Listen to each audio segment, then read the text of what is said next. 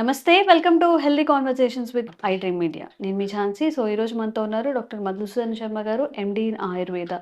గత 40 ఏళ్లుగా కూడా ఆయుర్వేద వైద్యంలో తనకంటూ ఒక ప్రత్యేక స్థానాన్ని సుస్థిరంగా ఏర్పరచుకున్నారు. మరి నిద్రలేమి సమస్యల గురించి మాట్లాడుకుంటున్నట్టయితే చాలామందికి ఇప్పుడు ఫోన్ స్క్రీన్స్ ఎక్కువగా చూడడం వల్ల గానీ, పని ఒత్తిడి వల్ల గానీ, స్ట్రెస్ వల్ల గానీ, లేకపోతే ఇంట్లో ఆడవాళ్ళైతే ఏదైనా ఇష్యూస్ ఫేస్ చేస్తున్నప్పుడు కానీ, ఏ రీజన్స్ వల్ల అయినా నిద్రలేమి అనేది చాలా డిసీజెస్‌కి దారితీస్తూ ఉంటుంది. అంటే ఒక గంట, 2 గంటలు స్లీప్ లేకపోతేనే బా డిస్టర్బ్ అయ్యేది. అలా లాంగ్ రన్‌లో ఒక 6 మంత్స్ కానీ, 1 ఇయర్ గానీ నిద్ర లేకుండా ఒక డిస్టర్బెన్స్ స్లీప్‌ని ఎక్స్‌పీరియన్స్ చేస్తున్నట్లయితే మీ అందరి కోసం ఈ వీడియో ఉపయోగపడుతుంది. నమస్తే సార్. నమస్తే. సో, కారణం ఏదైనా నైట్ త్వరగా పడుకోకపోవడం, పడుకున్న తర్వాత సరిగ్గా ఒక క్వాలిటీ ఆఫ్ స్లీప్‌ని ఎక్స్‌పీరియన్స్ చేయలేకపోవడం. 100 మందిలో 98 మెంబర్స్ ఈ సమస్యను ఫేస్ చేస్తున్నారనుకోవచ్చు. మరి మనం చక్కగా ఒక మంచి స్లీప్‌ని ఎక్స్‌పీరియన్స్ చేయాలి అన్నా, ఈ స్లీప్ లేకపోవడంలో వచ్చే డిసీజెస్ బారిన పడకూడదు అన్నా గాని ఏం చేయాల్సుంటుంది? కంటి నిండా నిద్రపోతే ఒంటి నిండా ఆరోగ్యం. యెస్. కరెక్ట్. సో, కంటి నిండా ఎంతమంది నిద్రపోతున్నారమ్మా? హ్మ్.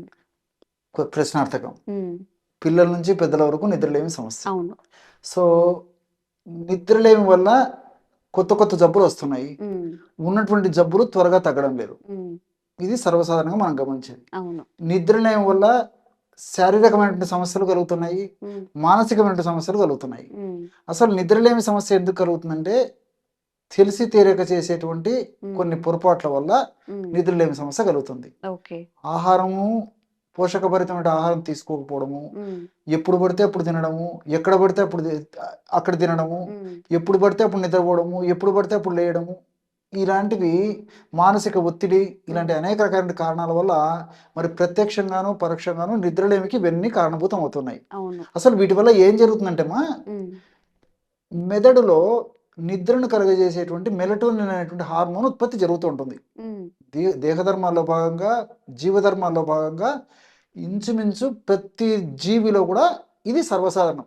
ఓకే. సో, నిద్ర కలగాలంటే మెలటోనిన్ అనేటువంటి హార్మోన్ అవసరం. హ్మ్. మానవుడు కూడా మినహాయింపు కాదు. హ్మ్. సో, మెలటోనిన్ అనేటువంటి ఈ యొక్క పదార్థం ఎప్పుడైతే సరిగా ఉత్పత్తి కాదో, హ్మ్. ఉత్పత్తి అయినటువంటి పదార్థము సరిగా పనిచేయదో, హ్మ్. అప్పుడు నిద్రలేమి సమస్యొస్తుంది. ఓకే.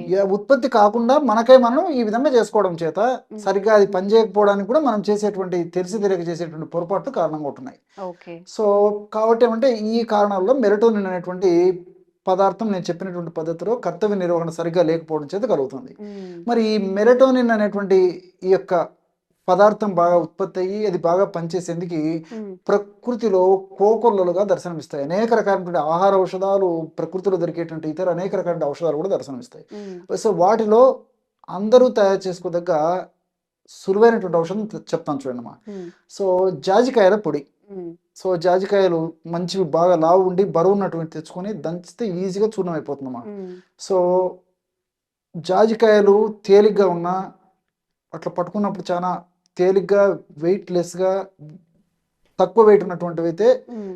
లోపల ఫంగస్ గానీ, లేకపోతే క్రిమిజన్య భరితమైనది గానీ, హ్మ్. లోపల పోషకాంశం ఉండదు. ఇన్ఫెక్టెడ్ ఇదిగా ఉంటుందమ్మా. ఓకే. సో, జాజికాయ బరువుండాలి. హ్మ్. బరువైనటువంటి జాజికాయలే మనం చూర్ణం తయారు చేసుకోవాలి. ఓకే. ఆ జాజికాయల చూర్ణము ఒక 20 గ్రాములు తీసుకోవాలి. హ్మ్. ఈ జాజికాయల్లో మిరిస్టిక్సిన్ అనేటువంటి రసాయన పదార్థము హ్మ్. మెదడులో నిద్రను కలుగజేసేటువంటి మెలటోనిన్ అనేటువంటి రసాయన పదార్థ ఉత్పత్తికి బాగా దోహదపడుతుందమ్మా. ఓకే. అది ఒక 20 గ్రాములు తీసుకోవాలి. హ్మ్. అట్లే జీలకర్ర. హ్మ్. జీలకర్రను వేయించేసేసి చూర్ణంలాగా తయారు చేసుకొని, ఆ జీలకర్ర చూర్ణాన్ని ఒక 20 గ్రాములు తీసుకోవాలి. హ్మ్. ఇంతే అమ్మా. హ్మ్. సో, జీలకర్రలో ఆల్రెడీ కొద్దో గొప్పో ఈ మెలటోనిన్ అనేటువంటి పదార్థం ప్రకృతి నిక్షిప్తీకరించి మనకు ప్రసాదించడం జరిగింది. హ్మ్. సో, ఇక్కడ అక్కడ మెలటోనిన్ తక్కువైంది కాబట్టి ఇక్కడ మళ్ళా మెలటోనిన్ భర్తీ చేస్తున్నాం అనమాట. అవును. అవును. సో, ఈ 2 పదార్థాలేమ్మా. 2 బాగా కలపడం వల్ల బ్రహ్మాండమైనటువంటి ఈ నిద్రను కలుగజేసేటువంటి ఔషధం రెడీ అయిపోయింది. హ్మ్. దీన్ని కలిపేసి ఒక గాజు సీసాలో నిల్వ ఉంచుకొని, హ్మ్. రాత్రి పడుకునేటప్పుడు రోజు రాత్రిపూటమ్మా హ్మ్. బాగా ఎంత మాగితే అంత రిజల్ట్ బాగుంటుంది. ఓకే. అరటిపండు. హ్మ్. అరటిపండు బాగా మాగినటువంటి అరటిపండు మనకు మార్కెట్లో ఓ మధ్యస్థంగా మాగినవి దొరికాయి అనుకోండి, తెచ్చుకొని ఇంట్లో పెట్టుకొని 2-3 రోజులు పెట్టుకుంటే బాగా మాగిపోతాయి. కాబట్టి 3-4 రోజులకు ఒకసారి మనం అరటిపండు తెచ్చుకొని వాడుకుంటున్నా మనం అనుకున్నటువంటి రిజల్ట్ మనకు వచ్చేస్తుంది. ఓకే. సో ఒక మోస్తరు సైజు, మధ్య రకం సైజ్ అయితే సరిపోతుందమ్మా. సో మరీ పెద్ద అరటిపండు కూడా అవసరం లేదు, మధ్య రకం అరటిపండు సైజ్ అయితే సరిపోతుంది అనమాట. సో ఆ అరటిపండు గుజ్జు తీసుకొని ఆ గుజ్జులో ఒక గ్రాము ఈ యొక్క మనం తయారు చేసుకున్నటువంటి పొడి, అంటే జాజికాయలు జీలకర్ర పొడి కలిపి తయారు చేసుకుని ఒక గ్రామ్ అందులో వేసేసి అందులో 1 స్పూన్ తేనె వేసేయాలమ్మా. ఓకే. సో ఈ అరటి పండులో కూడా ట్రిప్టోఫాన్ అనేటువంటి రసాయన పదార్థము మెదడులో మెలటోనిన్ పదార్థ ఉత్పత్తికి దోహదపడుతుంది అనమాట. ఓకే. సో తేనె ఉన్నటువంటి పోషకాంశాలు, అనేక రకాల పోషకాంశాలు ఉన్నాయి, ఇవన్నీ కూడా నిద్రను కలగజేసేందుకు చాలా చక్కగా ఉపకరిస్తాయి. సో తేనె 1 స్పూన్ వేసేయాలి. సో బాగా పదార్థం అంతా బాగా కలిపేసేసి బాగా టేస్టీగా తయారవుతుందమ్మా. ఓకే. సో రాత్రిపూట తినేసేసి 1 కప్పు పాలు తాగేసి పడుకోవాలి. సో పాలలో కూడా అనేక రకాల ఈ పోషక పదార్థాలతో పాటు ట్రిప్టోఫాన్ అనేటువంటి అమినో యాసిడ్ కూడా ఉంది కాబట్టి ఇది కూడా నిద్రను కలగజేసేందుకు పరోక్షంగా ఉపయోగపడుతుంది. ఓకే. సో ఈ ఫార్ములాని రెగ్యులర్గా నేను చెప్పినటువంటి పద్ధతిలో వాడుకున్నట్లయితే అతి త్వరలోనే మెదడులో మెలటోనిన్ అనేటువంటి నిద్రను కలిగజేసేటువంటి హార్మోన్ ఉత్పత్తి కావడం జరిగేసేసి పడుకున్న వెంటనే నిద్ర అవడం మొదలవుతుంది. ఓకే. డాక్టర్ గారు ఒక్కొక్కదాని ఇంత విడమరి చెప్పారు కదా అని చెప్పేసి అది 1 రోజు వాడి, 2 రోజులు వాడి, 3 రోజులు వాడి నాకు సరిగా పని చేయట్లేదు, ఇది ఎక్కడ పని చేస్తుంది అని చెప్పేసి చేసేవాడిని కూడా ఏదో సామెత ఉంది, రెగ్యులర్గా వాడేవాళ్ళని కూడా ఇబ్బంది పెట్టి నిరుత్సాహపరచకుండా ఓపికమ్మా. ఎందుకంటే సమస్య తీవ్రత ఎక్కువ ఉంటే టైం తీసుకుంటుంది. కొంతమందికి శరీర తత్వాన్ని బట్టి వారం రోజులు, 10 రోజులు, 15 రోజులు కూడా పట్టొచ్చుమా. సో అంతవరకు నియమబద్ధంగా నిగ్రహంగా పట్టుదలగా వాడుకుంటే నేను చెప్పినట్లు, ఎందుకంటే న్యాచురల్గా ఉన్నటువంటి ద్రవ్యాల్లో న్యాచురల్గా ఈ యొక్క పనితనము, సమర్థత, దేహంలో మార్పు కనిపించాలంటే కొంత టైం అవసరం. డైరెక్ట్గా మెలటోనిన్ టాబ్లెట్ వేసుకోవడం కానీ ఇంకోటి ఏదో నిద్ర మాత్రలు వేసుకోవడం కానీ కాకుండా మనం సహజ పద్ధతిలోనే మరి ఎలాంటి సైడ్ ఎఫెక్ట్స్ లేకుండా ఉండేందుకు మనం ఔషధాన్ని తయారు చేసుకుని వాడుకుంటున్నాం కాబట్టి కొంచెం ఓపిక అవసరమ్మా. సో ఇది వాడుకోవడం వల్ల ఏమైతుంటే క్రమక్రమంగా కొన్నాళ్ళ తర్వాత ఫర్ ఎగ్జాంపుల్ 3 గంటలు నిద్రపోయేవాడు 4 గంటలు నిద్రపోతాడు. కొన్నాళ్ళ పాటు వాడుకోవడం వల్ల 5-6 గంటలు నిద్రపోతాడు. ఇట్లా నిద్రపోయేటువంటి సమయం గ్రాడ్యువల్గా పెరుగుతుంది. మనిషికి ఎంత నిద్ర అవసరమో అంత నిద్ర వచ్చేటువంటి పరిస్థితి ఏర్పడుతుందమ్మా. అంతేగాని అతి నిద్ర మళ్ళీ రావడం కూడా జరగదు. చాలా మంది ఏంటంటే మరి ఎక్కువ వాడుతుంటే 24 గంటలు కుంభకర్ణులా నిద్రపోతాడేమో సార్ అని చెప్పేసి కూడా కొంతమంది అడుగుతారు. అట్లుండదమ్మా. ఎంతవరకు నిద్ర అవసరం ఎంత అవసరం అంతవరకు వచ్చేస్తుంది అన్నమాట నిద్ర. సో ఆ విధంగా రెగ్యులర్గా కొన్నాళ్ళ పాటు వాడి ఆపేసినప్పటికీ ఇందులో రసాయన పదార్థాలు సమర్థవంతంగా మన దేహంలో పనిచేస్తూ వాటి యొక్క ప్రభావాన్ని చూపిస్తూ చక్కటి నిద్ర వచ్చేందుకు దోహదపడతాయమ్మా. ఈ యొక్క ఔషధాన్ని మాత్రము వెయిట్ ఎక్కువ ఉన్నటువంటి వాళ్ళు కానీ, కొలెస్ట్రాల్ ఎక్కువ ఉన్నటువంటి వాళ్ళు కానీ, షుగర్ వ్యాధిగ్రస్తులు కానీ వాడకూడదు. మిగతా వాళ్ళందరూ వాడుకోవచ్చు. సో ఇది పద్ధతి. దీనికి తోడు ఏంటంటే మరి టయానికి ఆహారం తీసుకోవాలి. ముఖ్యంగా రాత్రిపూట అర్లీగా డిన్నర్ తీసుకోవడం అలవాటు చేసుకోవాలి. రాత్రిపూట తేలిగ్గా జీర్ణమైనటువంటి ఆహారం తీసుకోవాలి. ఒకే శయన గదిలో విశ్రమిస్తుండాలి. ఒకే శయన గదిలో రాత్రిపూట నిద్రపోతుండాలమ్మా. ఒకే శయన గదిలో ఒకే ప్లేస్లో ఉండాలి. అదేవిధంగా లైటింగ్ కూడా ఎక్కువ ఉండకూడదు. ఎక్కువ లైటింగ్ ఉన్నప్పుడు కూడా ఆ లైటింగ్ ప్రభావం చేత కూడా మరి కంటి మీద పడేసి ఆ యొక్క ప్రభావం మెదడులో పడేసేసి ఈ మెలటోనిన్ అనేటువంటి నిద్రాజనకమైన పదార్థం ఉత్పత్తి తగ్గిపోతుంది అనమాట.